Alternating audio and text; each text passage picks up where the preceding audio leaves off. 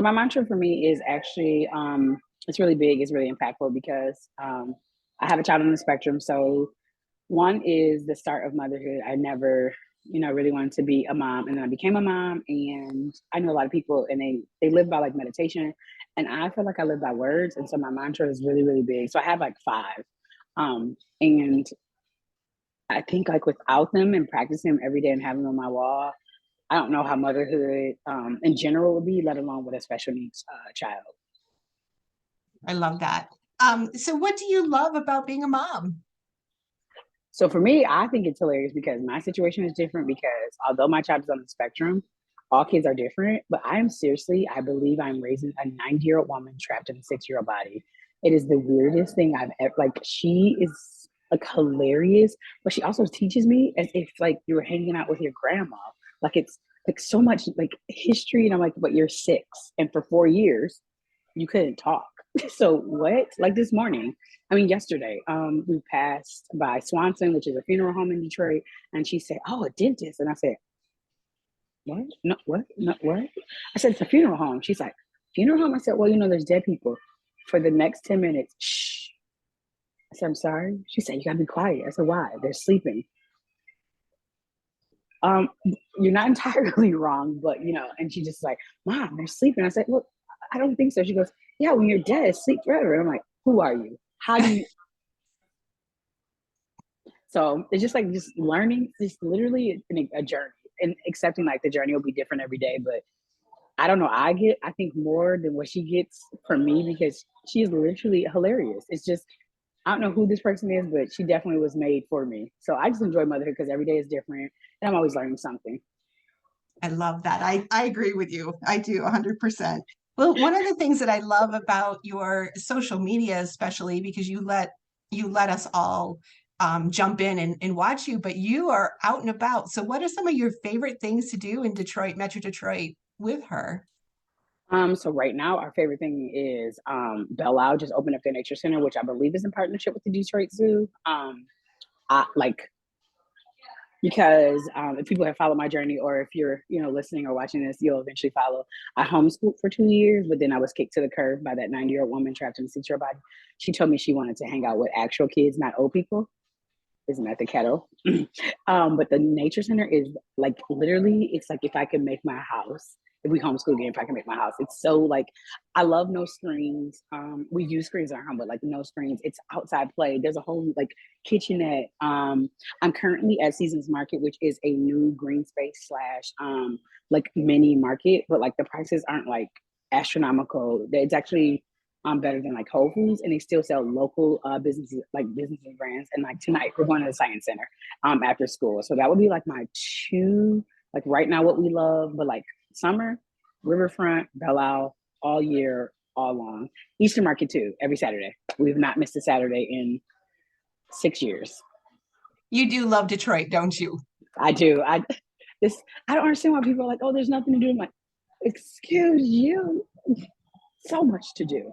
But yeah, anything like museums. My goal with my daughter is to go to every major zoo and children's center in the United States. So we're currently at 19 zoos and 22 children's museums. Wow, that was one of my goals when my kids were younger. I think Really? it's, yeah, Did I you do didn't it? accomplish it at all, but there are so many great zoos. I just love it. I'm just have to say for certain places, like so we just looked at Seattle, and I wanted to do Seattle. I'm like, Seattle's gonna maybe have to be like the main vacation of this year because, oh my god, I was like, we have to eat ramen. Well, you since you've been living with autism for a while, what is some of the best advice that you've learned along the way that you could pass on to other moms with children with autism? I would say one of the big things I say in like a lot of my lectures with other parents is that what they do today will literally excel tomorrow. So for my daughter, 4 years without actually knowing what she needed and what she said, but acknowledging what she needed today will actually heighten tomorrow. So I learned sign language because that was the only way that she could partially communicate.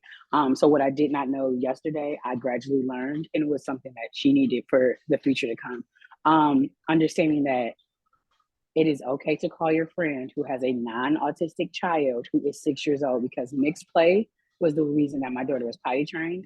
Fun fact, I didn't potty train her. She went to a school system where it was split with half ABA, like in-person ABA, but then for 2 hours, I paid for her to go to Birmingham schools where it was standard kids who knew how to potty train, knew how to talk. And you know what the thing about kids when they're really, really young, especially like if you're in a good school system. Honestly, we're in Detroit right now too, and it's really good.